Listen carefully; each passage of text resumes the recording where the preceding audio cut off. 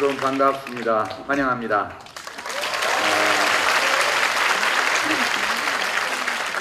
말로 씨 노래가 괜찮았죠? 네. 써니가 특히 인상적이더군요.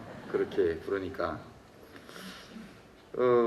제가 지난 한 15년간 강연을 수백 번 이상 했는데요. 오늘처럼 돈 주고 티켓 구입해서 오신 청중들 상대로 강연하는 게 처음입니다. 이렇게 좀 신기한 것도 하고요. 그래서 보통 강연 때는 쪽지 한 장 만들고 하는데 오늘은 이만큼 준비를 해왔습니다. 오늘 표값이 좀 이렇게 여러 가지 있었는데 표준이 35,000원이었죠. 이 외에 35,000원인가에 대해서는 진중권 교수가 정리를 해줬습니다. 말로 10,000원, 장기하 10,000원, 김비화 10,000원, 그리고 유시민 5,000원.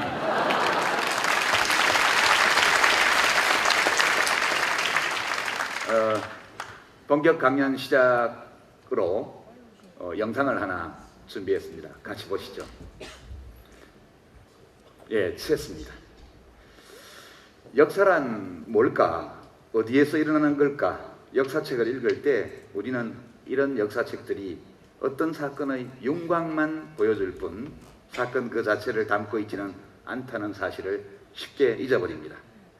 그래서 역사라는 게 민족의 운명을 조정하는 10명 남짓한 사람들 사이에서 일어나고 그 사람들의 결정과 행위가 나중에 역사라고 불리는 것을 만들어낸다, 이렇게 믿기 쉽습니다. 우리처럼 이름 없는 사람들 기껏해야 역사의 대상, 즉 체스판의 폰처럼 앞으로 밀리거나 뒤에 선 채로 남겨지거나 희생자가 되거나 혹은 붙잡히는 존재로 스스로 의식하지 못한 채 체스판에서 일어나는 일하고는 아무 상관없이 완전히 다른 세계에서 살아가는 것처럼 보입니다. 여기에 비춰보면 정말 중요한 역사적 사건과 결정은 사실 이름 없는 우리들 한 사람 한 사람의 가슴에서 일어난다, 이렇게 주장하는 게 이상하게 들리겠지만 이는 명확한 사실입니다. 때로는 자기 자신조차 의식하지 못한 채 동시에 일어나는 이런 대중의 결정 앞에서는 아무리 강력한 독재자라도 장군이라도 장성이라도 저항할 수 없습니다.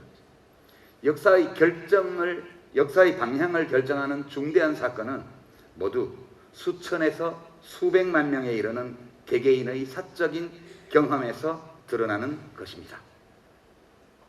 이건 제가 한 말이 아니고요. 세바스티안 하프너라고 하는 독일 작가가 어느 독일인 이야기라는 히틀러에 관한 책에서 한 말입니다. 오늘 이 강연, 이 행사에서 우리들 각자가 자기 자신의 개인적 경험이 우리 현대사의 중요한 사건들과 어떻게 얽혀 있는지 한번 반추해보는 기회가 됐으면 합니다. 오늘 5가지 제 개인의 어떤 경험과 우리 현대사가 얽혀 있는 이런 5가지 주제를 준비해 왔는데요. 첫 번째 주제입니다. 도대체 어떤 힘이 역사를 변화시키는가? 지난 한 50년 동안 대한민국 수도 서울 모습이 진짜 많이 변했습니다. 근데 그 안에서 살아가는 우리들의 삶은 얼마나 훌륭해졌을까? 이런 의문을 가져봅니다. 저는 우리들의 삶도 겉모습만큼이나 달라지고 또 훌륭해졌다고 생각합니다. 우리 대한민국의 현대사는 산업화 그리고 민주화라는 말로 요약할 수 있는데요. 그런 산업화와 민주화 과정 사이에 민주화의 과정에서 우리 현대사의 방향을 결정한 결정적인 사건들은 사실 우리들 각자의 경험과 진짜 연관되어 있습니다. 제 개인적인 경우를 한번 말씀드려 볼까요? 1978년도니까 제가 대학교 1학년 때입니다. 그때 초여름이었는데 어느 날 이제 막차 시내버스를 타고 화곡동에 있는 강서구 화곡동에 있는 저희 큰누이 집으로 가는 길이었어요. 근데 졸다가 정류장을 놓쳐가지고 서너 정거장을 더 갔습니다. 그때는 통금이 있었거든요. 야간 통금이요. 통금에 걸릴까봐 막 뛰어서 고객길을 올라갔죠. 이 고객길 꼭대기에 딱 올라섰는데 아파트 단지가 내려다 보이고요. 근데 앞에 크게 그 강서구의 야경이 펼쳐져 있었고요. 그 아파트의 불빛 사이사이에 빼곡하게 붉은색 교회 네온 사인이 서 있더군요. 조금은 기괴한 장면처럼 저에게는 보였습니다. 이제 그 당시가 조세희 선생님이 쓴 난장이가 쏘아올린 작은 공이라는 소설이 나왔을 때인데 강서구 목동 신정동 일대의 가난한 동네들을 전부 다 부셔버리고 아파트촌을 질 때입니다. 그때 그 끝날 것 같지 않아 보이는 아파트 숲 야경을 보면서 이렇게 서 있는데 왠지 좀 외롭고요, 서럽고요, 그리고 겁이 나더라고요. 저렇게 많은 집들이 있는데 내가 살 집은 한 군데도 없구나, 그런 생각이 들었고, 나도 언젠가는 저 속에 나만의 공간, 내가 쉴 곳, 내 가족이 살 곳을 마련해야지, 이런 욕망이 슬그머니 밑에서 이렇게 올라왔습니다. 이런 외로움은 사실 20살짜리들한테는 흔한 일이죠. 제가 학교 기숙사에 살면서 또는 자취방에 살면서 이런 외로움이 빠질 때 그걸 벗어나는 방법이 하나 있었는데요. 142번 시내버스를 타고 이화여대 앞에 가는 거였습니다. 이 가면요, 불빛이 화려합니다. 그리고 사람들이 북적거리고요, 옷을 잘 입었고 사람들이 예쁘고, 그리고 밝고 활기차요. 그래서 여대생들이 많이 들락날락하는 다방에서 커피 한 잔 시켜놓고 한 1시간 정도 가만히 사람들을 또 거리를 보다 보면 마음속에 있던 외로움과 두려움이 좀 덜어지는 것 같은 느낌이 들었습니다. 그럼 이제 다시 142번 버스를 타고 봉천동 자취방으로 돌아오곤 했죠. 근데 그 무렵인데 어떤 선배가 저보고 야학교사를 하면 어떻겠냐고, 그래서 한번 만나서 가봅시다 이랬더니 구로공단 입구 그 게시판 앞에서 만나자는 거예요. 그래서 저녁 무렵에 거기를 갔죠. 갔는데 서쪽 하늘에는 이제 해가 넘어갈 무렵이라서 시뻘건 색깔이 있고 바람이 좀 불고, 그리고 그 큰 게시판에는 구인 광고들이 붙어 있고요. 사방 다 콘크리트 회색이고, 그리고 퇴근 시간이었습니다. 많은 노동자들이 몰려 나오고 있습니다. 퇴근 시간에요. 근데 그 게시판 앞에 서서 퇴근하는 노동자들을 이렇게 보고 있는데 왠지 눈물이 날 것 같더라고요. 다들 표정이 어둡고요, 그리고 눈을 내리깔고 피곤한 얼굴로 걸음걸이는 축 처지고, 옷차림은 별로 볼 것이 없는 옷차림이고, 서로 이야기를 나누는 사람도 별로 없었습니다. 제가 이화여대 앞에서 봤던 그 젊은 여대생들과 저와 그 퇴근하는 젊은 여성 노동자들, 그 당시에는 공순이라고 불렀는데요, 다 같은 또래의 청년들이었습니다. 좀 이런 아주 굉장한 콘트라스트를 보면서 왠지 마음이 되게 불편했어요. 그러니까 어떤 불편함이냐 하면 그 도스토옙스키나 톨스토이의 제정 러시아를 배경으로 한 소설을 볼 때 느끼던 것과 같은 불편함이요. 거기 나오는 멋진 남자 주인공들은 대부분 귀족 청년들 아닙니까? 그들이 누렸던 그 어마어마하게 높은 문화적 생활의 수준, 이런 것들은 수천만 농민들의 피땀을 착취한 그 돈으로 이루어진 거였죠. 이 이대 앞에서 본 여학생들과 구로공단 앞에서 퇴근 시간에 본 그 여공들, 여성 노동자들이 과연 같은 인종일까? 같은 나라에 살고 있을까? 같은 세대일까? 이런 것들이 몹시 의심이 되었습니다. 그래서 서울 도심 야경을 보면서 느꼈던 저 안에 나도 내 집 한 칸을 마련하고 싶다는 그 욕망이 왠지 좀 비루하게 느껴졌죠. 그렇게 산다는 거, 그거는 러시아 귀족들처럼 민중을 착취하는 편에 가담해서 그 과실을 누리는 거 아닌가? 이런 번민이 있었습니다. 그리고 왜 대한민국은 이렇게 됐을까? 그런 의문이 들어서 진지하게 우리의 현대사에 대해서 저도 관심을 가지게 됐던 것 같습니다.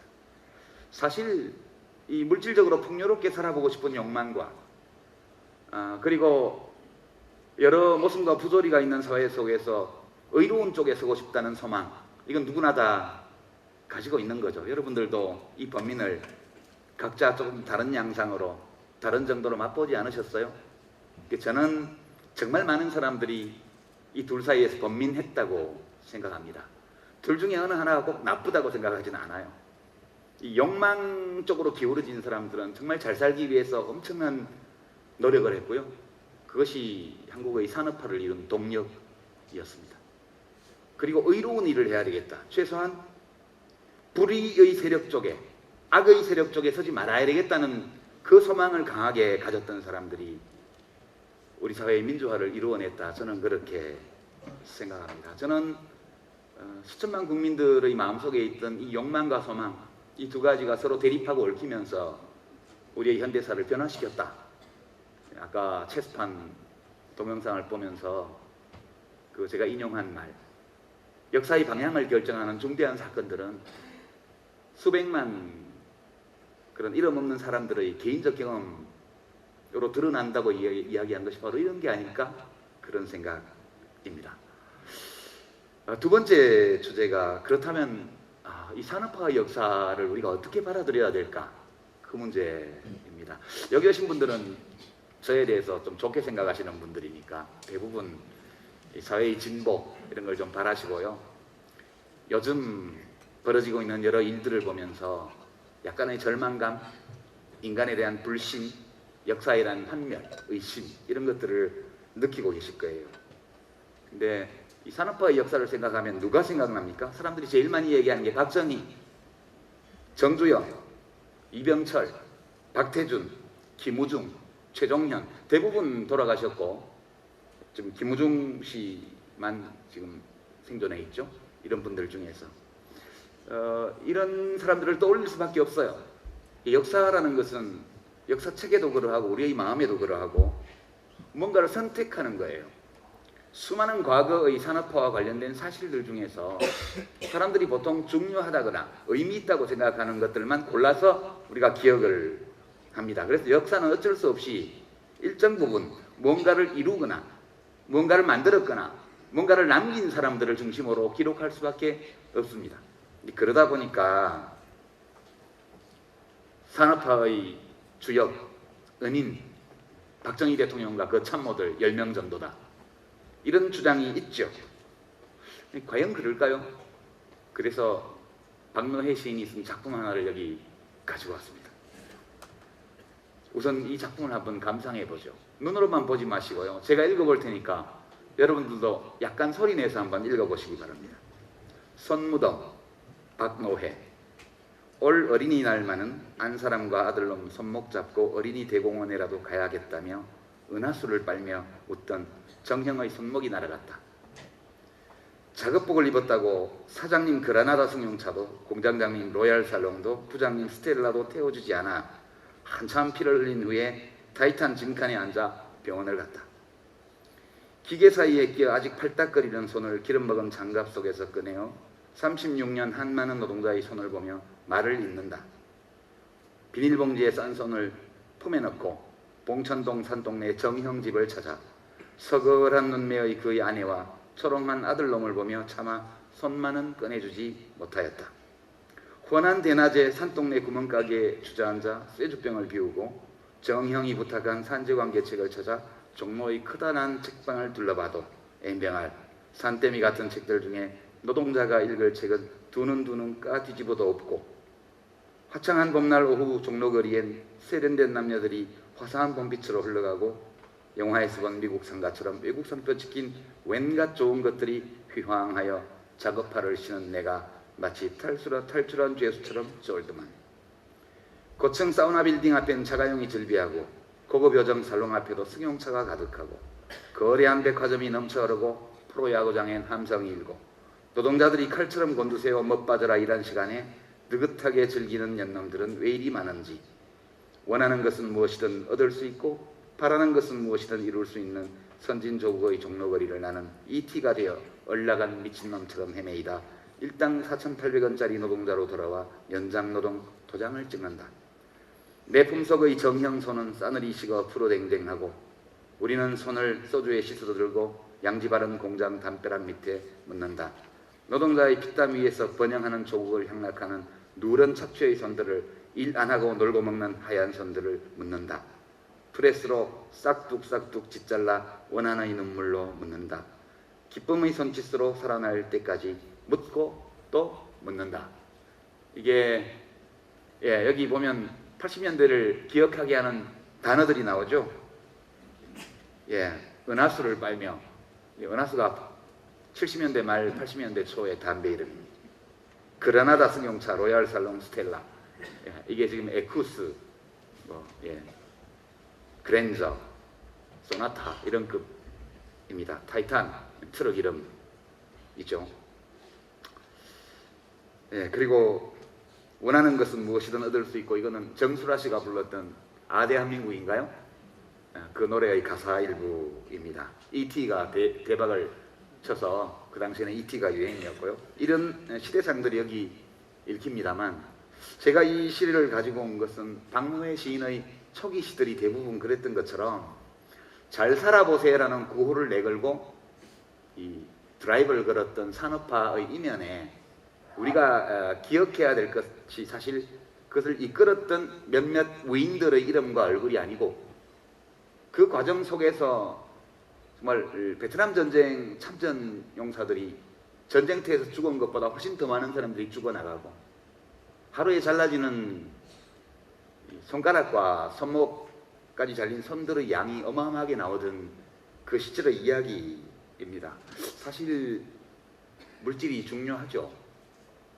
그냥 물질이 좋아서가 아니라 우리가 자유롭게 내가 살고자 하는 삶을 살려고 할 경우에 물질이 너무 결핍되어 있으면 그 자유를 누릴 수가 없습니다.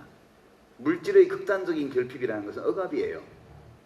그래서 잘 살아보세요라는 것은 저는 어떤 비천한 욕망이라든가 이것만으로 봐서는 안 되고, 물질의 극단적 결핍이 주는 두려움과 고통, 그 억압에서 벗어나고자 하는 당연한 욕망의 표현이라고 저는 생각합니다.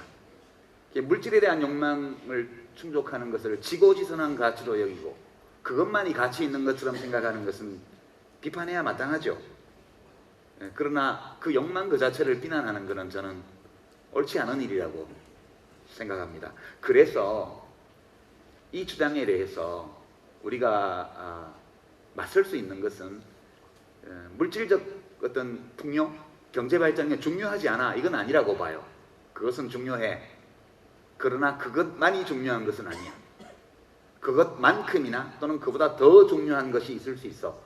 이렇게 얘기하는 것이 좋다고 생각합니다. 아울러서 그와 같은 산업화의 역사가 몇몇 위인들의 손에 의해서 만들어진 것이 아니라 자신의 절절한 소망을 실현하고자 하는, 욕망을 실현하고자 하는 수천만 명의 국민들의 각고의 노력과 피땀 희생 위에서 이루어진 것인 만큼 저는 우리들이 이 산업화의 역사를 소중하게 여기고 대견하게 평가하는 것이 합당하지 않은가, 이렇게 생각합니다. 여러분들 자신, 여러분들의 부모님, 여러분들의 할머니, 할아버지가 모두 이 과정에서 저 선무덤이라는 작품에서 박노해 시인이 묘사한 것과 같은 극단적인 상황은 아닐지 몰라도 많건 적건 많은 고통을 견디면서 오늘의 대한민국을 이루어냈다는 점, 저는 이것을 흔쾌히 인정하는 것이 필요하다, 이렇게 말씀드리고요. 세 번째 소주제로 가서 민주화 역사를 잠깐만 말씀드리겠습니다.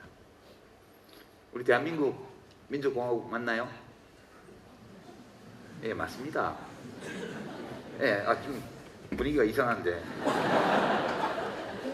대한민국 민주공화국 맞아요. 우리 헌법도 정상적인 헌법이고요. 또 5년마다 4년마다 선거도 하고요. 선거가 끝나고 나면 다 승복하고요. 뭐 정상적입니다. 근데 품질이 좀 나빠요. 근데 사실 우리가 얼마만큼의 민주주의를 가질 자격이 있냐, 이 문제에 대해서는 좀 생각해 봐야 된다, 이렇게 저는 봅니다. 사실 민주주의를 그냥 얻은 나라는 거의 없거든요. 여러분 프랑스 대혁명, 영국 명예혁명 등등의 역사를 많이 알고 계시지 않습니까? 민주주의를 세우기 위해서 혁명을 일으켰고요. 왕의 목을 잘랐고요. 피가 강같이 흐르는 내전을 치렀고요. 다시 반동이 오고 다시 혁명이 일어나고, 이 과정을 몇백 년에 걸쳐서 반복한 끝에 지금 서유럽 국가들은 오늘의 민주주의를 만들어냈습니다. 우리는 어떤가요? 임금님 목을 자른 적 있어요? 아니죠. 임금님은 그냥 일본 놈들이 쳐들어와서 그냥 쫓겨났습니다. 지배계급을 숙청한 적이 있습니까? 망국과 함께 나라가 망하면서 조선의 지배층도 그냥 무너져 버렸죠. 일제에 협력하고. 그런데 어떻게 우리 민주공화국을 가지게 됐어요? 3.1운동이 좌절되고 나서 샹하이에서 임시정부를 수립한 독립지사들이 거기서 대한제국의 복원이 아니고 민주공화국의 수립을 투쟁의 목표로 선포함으로써 우리 대한민국이 시작된 거고요. 그리고 미군 점령기에 21세기, 20세기 문명사의 축복을 받아서 공짜로 민주공화국 헌법을 만들었다. 저는 그렇게 생각합니다. 헌법을 만드는 것은 비교적 간단한 일이었고요. 예, 그러나 그 헌법에 써진 대로 민주주의를 가지는 것은 되게 어려운 일이었어요. 우리는 왕의 목을 자른 적은 없지만요, 독재자를 쫓아내거나 굴복시킨 사례가 있습니다.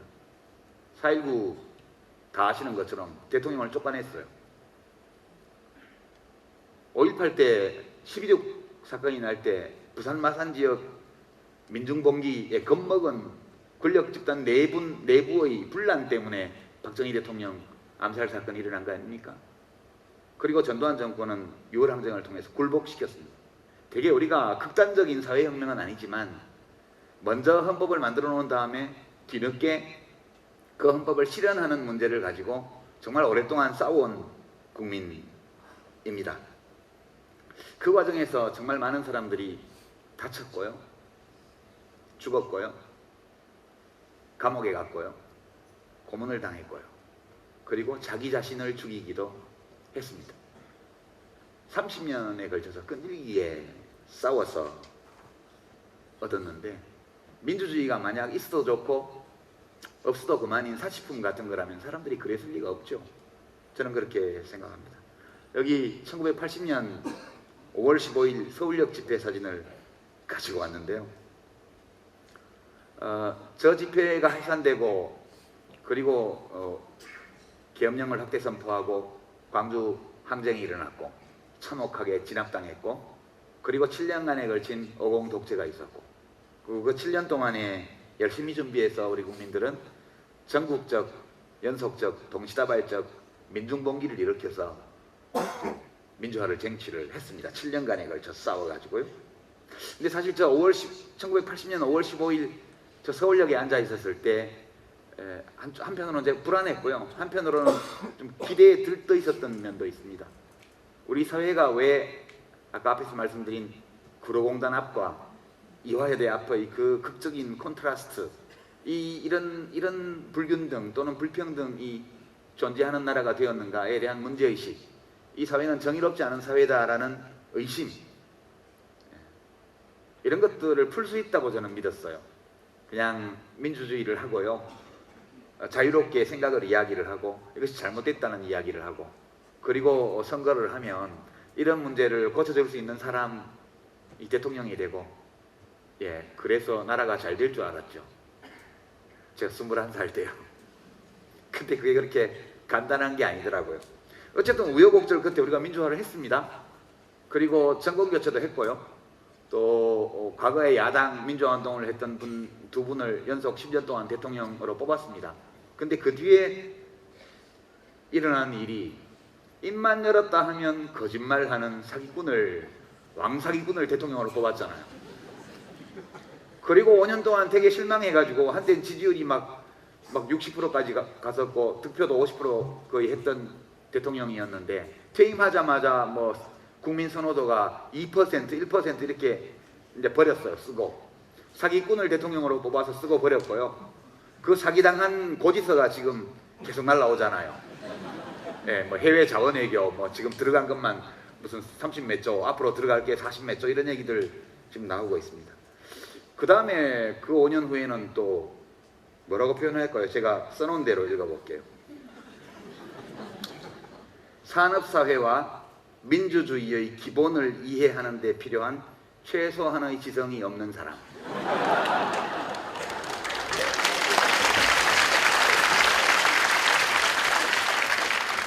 을 뽑았습니다. 그리고 없애야 될 게 있는 사람하고 있어야 될 게 없는 사람이 번갈아 5년씩 대통령을 하면서 헌법을 무시하고 국가를 사유화하려고 했습니다. 한 사람은 수익 모델을 창출하려고 했고요. 한 분은 이념적으로 국가를 사유화하려고 하고 있죠. 그럴 때 우리 민주주의는 흔들립니다. 지금 심하게 흔들리고 있어요. 우리 민주주의는 튼튼하지 않고 굉장히 취약합니다. 이렇게 하고 있는데 우리끼리 웃죠. 근데 이런 대통령을 국정수행 잘한다고 대답하는 국민이 50% 가까이 돼요. 웃기죠? 웃긴다고 생각해요, 저는. 웃긴다고 생각하거나 아니면 화가 나거나 아니면 좌절감을 느끼거나 아마 셋 중에 하나이실 가능성이 많아요, 여러분들이.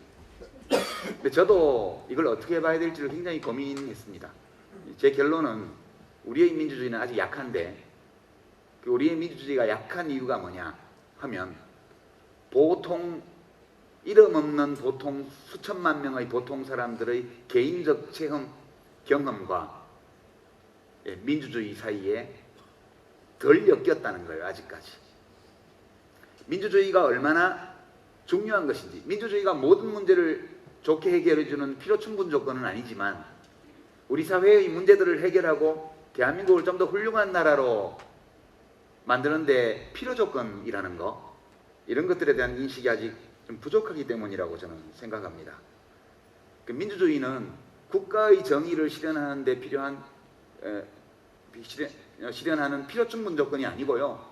그냥 필요 조건이에요. 이 필요 조건을 필요 충분 조건으로 바꾸는 비결이 뭐냐? 그것은 국민들 개개인의 체험이라고 저는 생각해요. 우리에게는 아직 체험에 필요한 시간들이 남아있다고 저는 생각합니다. 어찌 보면 오늘의 현실 앞에서 절망감, 비탄, 좌절감, 인간에 대한 환멸, 국민에 대한 불신 이런 걸 느끼는 우리들의 마음은 좀 너무 급한지도 모르겠다, 그런 생각을 합니다. 위로가 될 사례를 하나 말씀드릴게요. 1918년 제1차 세계대전이 끝나갈 무렵에 독일 국민들이 혁명을 일으켜서 제3, 제2제정을 타도하고 그리고 바이마르 공화국이라는 거 불리우는 그런 민주주의 정부를 수립을 했습니다. 그리고 15년 후에 나치가 선거를 통해서 권력을 히틀러가 잡았고요. 그러고 나서 600만 명의 유대인 학살, 전쟁, 독재, 이것을 약 12년간 경험합니다. 똑같은 국민이에요. 바이마르 공화국을 세웠던 국민이 나치를 지지했고요. 히틀러를 지지했고요. 히틀러의 전쟁과 학살 이런 것들을 다 지지했고 그 명령에 다 따랐습니다.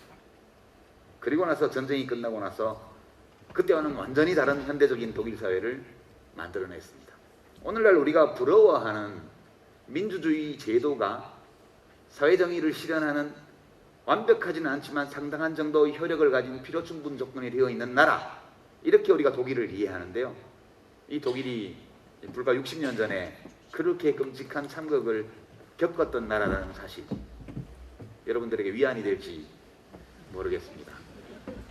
그 야만과 굴종과 치욕과 끔찍한 국가범죄의 도가니를 통과하고 나서야 독일 시민들 개개인이 나의 삶과 국가의 미래와 그럼 민주주의 사이에 어떤 관계가 있는지를 각자의 체험으로 알게 되었다는 뜻입니다.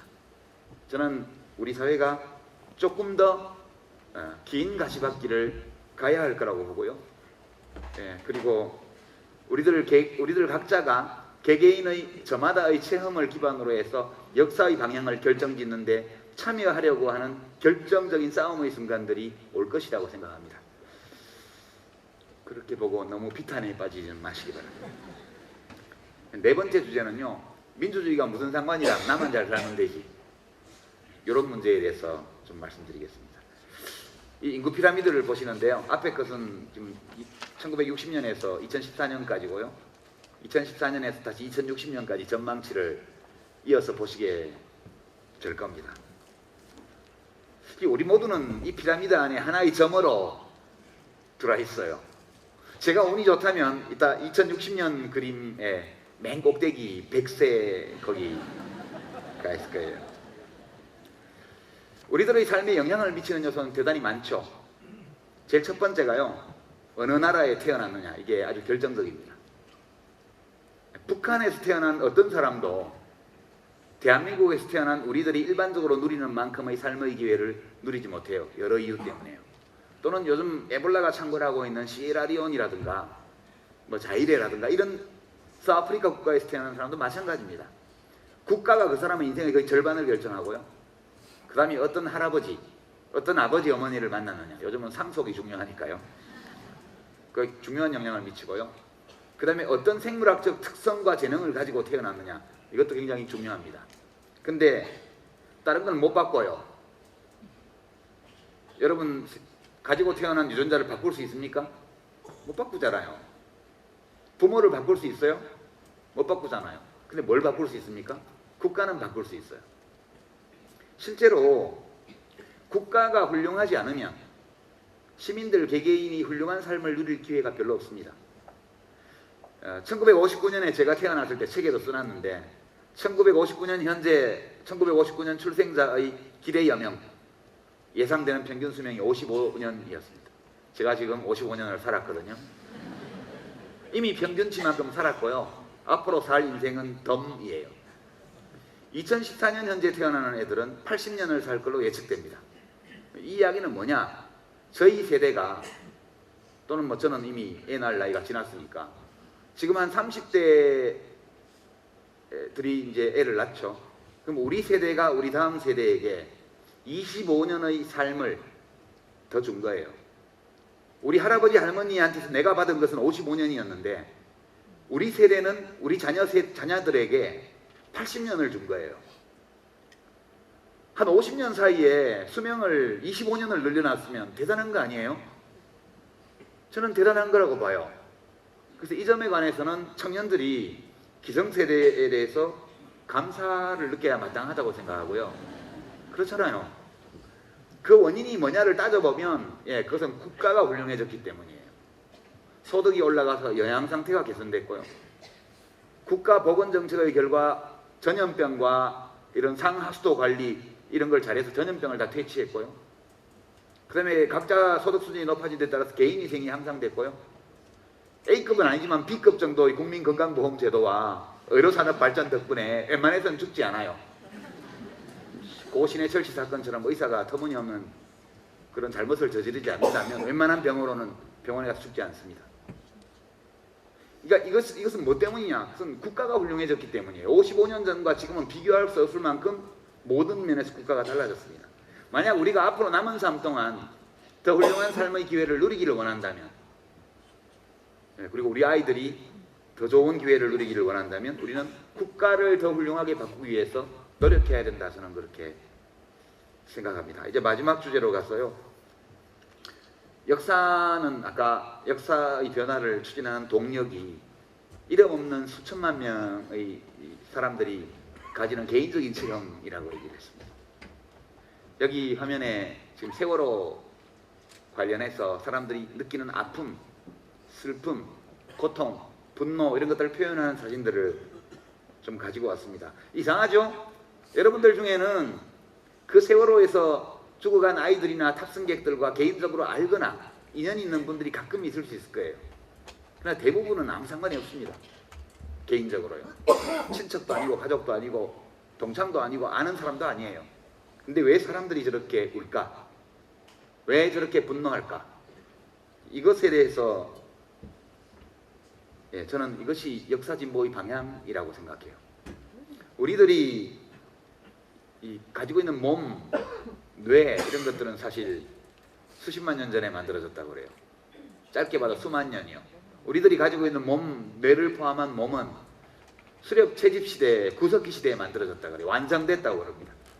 문명이 발생한 10,000년 이후, 1만 년 전 문명이 발생한 이후 지금까지 우리는 생물학적으로 하나도 진화한 흔적이 없어요. 근데 우리들이 삶은 10,000년 전과는 완전히 다릅니다. 무엇이 이 변화를 가지고 왔는가? 그리고 우리 사회의 변화, 우리 삶의 변화는 어디를 향해서 가느냐? 저는 이것은 명확하다고 봐요. 역사의 변화, 사회의 변화, 문명의 변화는 사람들 각자가 더 자유롭게 자기의 행복을 추구하면서 살 수 있는 상태를 향해서 나아간다. 저는 그렇게 생각합니다. 우리들이 자유로운 존재로서 행복을 추구하는 걸 방해하는 3대 억압, 물질의 결핍, 극단적인 결핍, 불합리한 제도, 그리고 낡은 관념, 이 세 가지가 우리들의 자유를 억압하는데요. 인류 문명의 역사는 이 세 가지의 족쇄로부터 인간이 스스로 해방시켜 나가는 과정이라고 생각합니다. 그럴 때 혼자서는 해방될 수 없어요. 물질의 생산, 제도의 개혁, 낡은 관념의 타파, 새로운 관념의 도입, 이 모두가 혼자만의 힘으로 할 수 없는 거예요. 여럿이 함께 해야 되기 때문에 문명이 만들어낸 교육의 결과 우리가 저런 공감 능력을 가지게 된 것이 아니고 몇만 년 전에 완성된 우리의 뇌 속에 이미 저렇게 공감하고 협력하고 서로를 배려할 수 있도록 만드는 세포 조직이 이미 자리를 잡고 있고, 이 문명은 그러한 우리 인간의 본성의 표현일 뿐이라고 봐요. 시간이 가면 갈수록 우리가 원래부터 생물학적으로 부여받은 선한 본성은 더욱더 큰 힘을 발휘하리라고 보고요. 그래서 역사의 진보를 믿는다는 것은 어떤 역사 밖에 있는 법칙, 거스를 수 없는 어떤 자연법칙 이런 게 있다고 믿는 것이 아니라 우리들의 마음속에 그런 선한 어떤 것이 있다는 거예요. 그런 본성이 있다는 거예요. 그리고 그 본성을 제대로 발현하는 삶, 그것을 발현하게 해주는 사회가 훌륭한 사회라는 거예요. 이게 저는 진보의 방향이라고 생각합니다. 하루아침에 이루어지지는 않겠죠. 제가 여러분께 오늘 강연을 마무리하면서 가장 강조해서 말씀드리고 싶은 것은, 비록 불완전하고 주관적인 기록이지만 우리들이 구할 수 있는 역사서들을 들여다보고 인류의 역사를 들여다보고 대한민국의 역사를 들여다보면 그런 인간의 선한 본성에 대한, 역사의 진보적 방향에 대한 확신을 얻을 수 있다는 거예요. 때로 뒷걸음질 치는 것처럼 보이는 어떤 시기, 이런 것들은 더 크게 도약하기 위해서 개구리가 다리를 움츠리는 것처럼 그렇게 하는 과정이라고 저는 믿습니다. 여러분들의 삶이, 우리들의 삶이 다 역사가 되는 것이고요. 우리 대한민국 땅에서 한 사람이라도 더 많은 사람이 자신의 이런 선한 본성을 믿고 알고 그것을 표현하기 위해서 노력할 때, 그때 우리 대한민국은 정치, 사회, 경제, 문화적으로 한때 그러했던 것처럼 점프를 하는 날이 올 것이다, 이렇게 생각합니다. 여러분 마음속에 에너지를 비축하시고요, 함부로 낭비하지 마시고요, 차곡차곡 쟁여놓으셨다가 역사의 방향을 결정짓는 중요한 사건이 개봉박도했을 때, 그때 그 모든 에너지를 하나로 모아서 한껏 터뜨리시기 바랍니다. 그때가 올 것입니다. 오늘 콘서트에 잘 오셨습니다. 감사합니다.